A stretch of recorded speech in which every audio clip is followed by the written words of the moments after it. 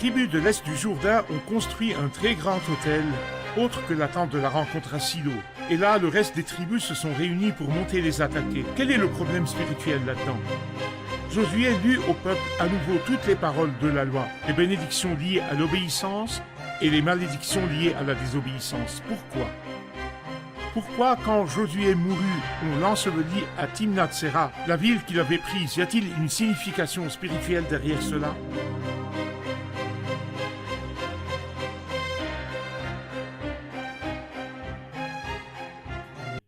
Nous y avons vu 4 choses principales.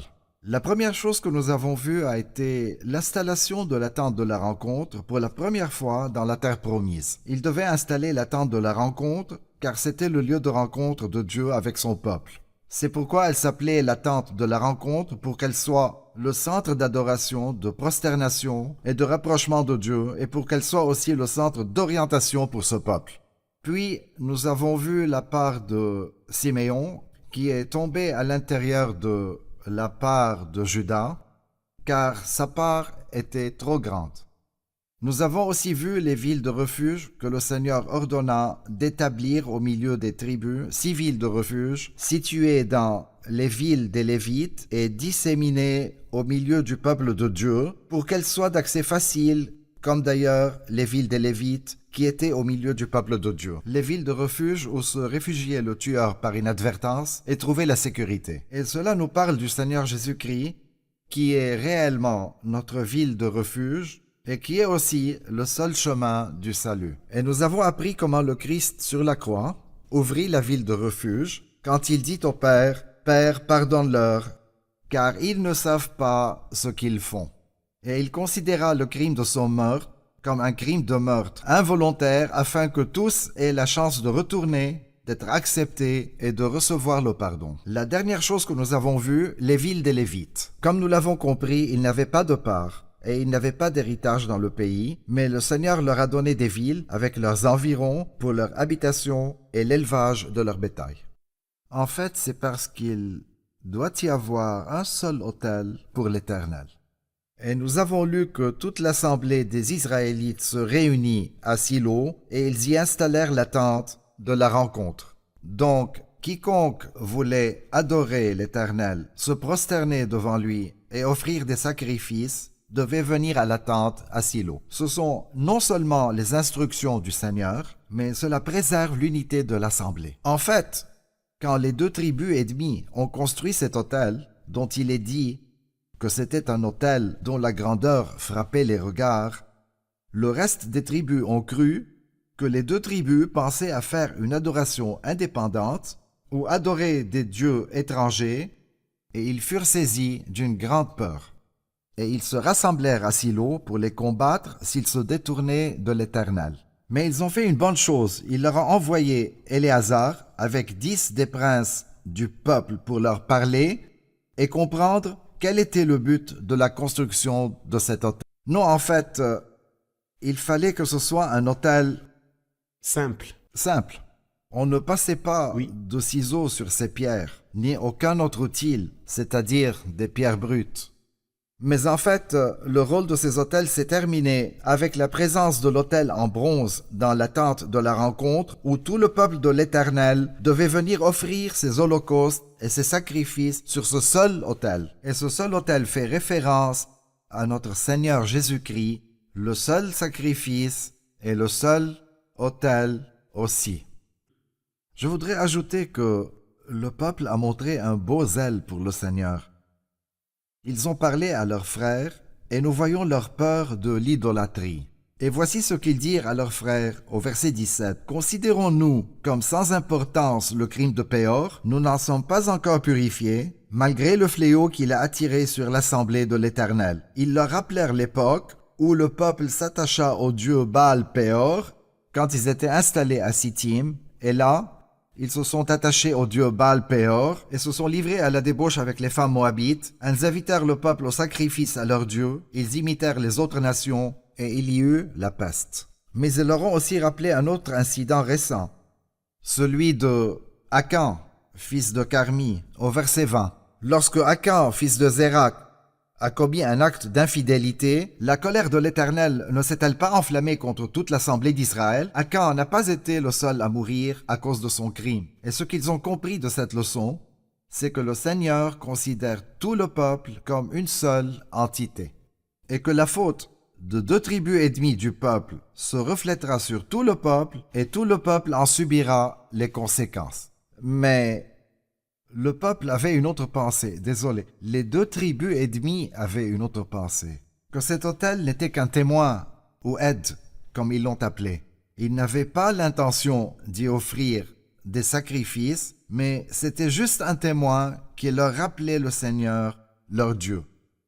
En fait, Avait-il de bonnes aujourd'hui, intentions? ils avaient de bonnes intentions, mais comme nous l'a dit le frère Isaac, les bonnes intentions n'empêchent pas les N'ouvrons écarts. donc pas la porte à un mauvais comportement motivé par de bonnes Y intentions. a-t-il aujourd'hui des gens qui enseignent sur un autel sans sacrifice? Oui. Il y a des gens qui veulent bien accepter le Christ comme bon maître Mais sans la croix.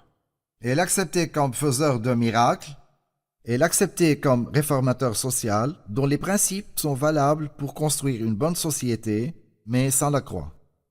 Le Christ sur la croix est rejeté, mais le Christ sans la croix, ça ne nous dérange pas. Josué répète ici au peuple ce que le Seigneur lui avait personnellement dit. Il dit au verset 6, « Appliquez-vous avec force, tout comme le Seigneur lui avait dit, fortifie-toi et aie bon courage à respecter et à mettre en pratique tout ce qui est écrit dans le livre de la loi de Moïse, sans vous en écarter, ni à droite, ni à gauche. » Il leur cite les bénédictions liées à l'obéissance, mais aussi, s'ils désobéissent, le Seigneur les fera disparaître du pays dans lequel il les a fait rentrer. C'est comme s'il prophétisait ce qui arriverait dans l'histoire de cette nation, quand, suite à leur désobéissance au Seigneur, ils iraient en captivité, que ce soit le royaume du Nord, à la captivité assyrienne, ou le royaume du Sud, à la captivité babylonienne. C'est le lieu que le Seigneur lui avait donné pour habitation. Et il est donc normal qu'il y soit enseveli. En fait, le livre de Josué est hanté essentiellement par les ombres de la mort. Il commence par la mort de Moïse et se termine par la mort de Josué. Mais il nous rappelle aussi les ossements de Joseph. Josué a été enseveli dans son territoire. Joseph était un étranger en Égypte. Et la Bible enregistre dans le chapitre des héros de la foi, dans Hébreux chapitre 11, verset 22, c'est par la foi qu'il a fait mention de la sortie d'Égypte des Israélites et a donné des ordres au sujet de ses ossements. Pourquoi? Joseph a eu une grande gloire en Égypte, mais son cœur ne s'est jamais attaché à l'Égypte. Son cœur s'est attaché au pays que Dieu avait promis à ses ancêtres, à tel point qu'il n'accepta pas que ses ossements restent en Égypte et donna ses ordres à ses fils au sujet de ses ossements de les emporter avec eux en Égypte. Ceci me rappelle un beau paradoxe. Ruth dit à Naomi, « Ton peuple sera mon peuple, Ton Dieu sera et mon ton Dieu. Dieu sera mon Dieu. Où tu iras, j'irai, et où tu mourras, je mourrai, et j'y serai enterré. » Son lien avec son peuple et son pays a été complètement rompu. Mais Joseph, non. Même quand il était sur le trône d'Égypte, son cœur était là où se trouvait son pays, le pays que le Seigneur avait promis à ses ancêtres. Et c'est pourquoi le livre ne se termine pas avant de mentionner les ossements de Joseph selon son ordre. Bon, à la fin de l'épisode, il nous fait faire un résumé rapide des sujets du livre de Josué. Le livre de Josué, comme nous l'avons vu, est le premier des 12 livres historiques de l'Ancien Testament. Les livres historiques qui parlent de l'homme et de son échec, mais aussi de Dieu et de sa grâce. En même temps, ce livre nous parle de la possession des bénédictions terrestres que Dieu avait promises à son peuple ancien. Ce peuple allait finalement entrer pour posséder le pays de Canaan lorsqu'il aurait traversé le Jourdain. Et après avoir traversé le Jourdain, il commencera à combattre pour posséder. Le livre comporte 24 chapitres. Nous pouvons le diviser en 2 grandes idées. Du chapitre 1 jusqu'au chapitre 12, ces 5 premiers chapitres parlent de l'entrée, puis de 6 jusqu'à 12, nous avons les guerres pour posséder, et du chapitre 13 jusqu'au chapitre 22, le partage du pays que nous avons vu.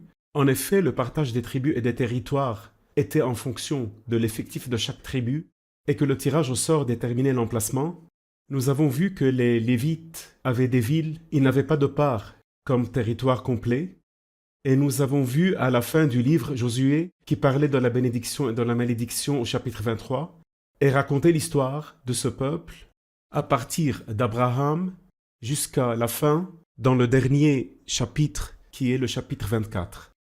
Nous avons aussi vu le Christ très clairement dans ce livre en 7 belles images. Josué, dont le nom hébreu signifie, si nous voulons traduire le mot hébreu, c'est Yahvé sauve. Jésus sauvera son peuple de ses péchés. Nous avons vu l'arche sous 4 noms dans ce livre, dans Josué 3 et 4. Et chacun de ces noms est lié au Christ dans l'un des évangiles, des 4 évangiles. Nous avons vu dans le chapitre 5 plus d'une image du Christ, la Pâque, la manne, le blé du pays, le chef de l'armée de l'Éternel. Puis nous avons vu le Christ dans la 7e et dernière image au chapitre 20 dans les villes de refuge, car le Christ est la véritable ville de refuge. Nous avons vu dans ce livre comment Dieu a soutenu son peuple, afin d'accomplir ses promesses par l'intermédiaire de son peuple. Dieu n'abandonne pas l'homme. Et en même temps, il utilise le peuple pour éliminer le mal de ces peuples avec lesquels il a été patient, pour apprendre à son peuple la sainteté. Et en même temps leur apprendre que les bénédictions qui leur appartiennent exigent du zèle, pour qu'ils puissent en profiter. Tout lieu que foulera la plante de votre pied, je vous le donne. Mais pour pouvoir en profiter, ils ont dû d'abord traverser le Jourdain, qui nous parle de la mort et de la résurrection avec le Christ. Puis nous avons vu de beaux détails, nous avons vu comment une non-juive comme Rahab, la grâce de Dieu intervient et elle fait partie du peuple de Dieu. Et comment un homme du peuple de Dieu comme Akan de la tribu de Juda est infidèle et pris de l'interdit. Et le Seigneur ne fait pas de favoritisme, le Seigneur veut bien sauver le pire des pécheurs s'ils se tournent vers lui. Mais aussi, la sainteté de Dieu doit être respectée pour ceux qui s'approchent de lui et il juge les personnes les plus proches si elles tombent dans le péché. C'est ce qui est arrivé à Akan et sa famille. C'est un livre plein de leçons. Tout comme la sainte histoire est pleine de leçons qui ont été écrites pour notre instruction et pour nous avertir, à nous qui sommes parvenus à la fin des temps. Les tribus de l'est du Jourdain ont construit un très grand autel, autre que la tente de la rencontre à Silo. Et là, le reste des tribus se sont réunis pour monter les attaquer. Quel est le problème spirituel là-dedans?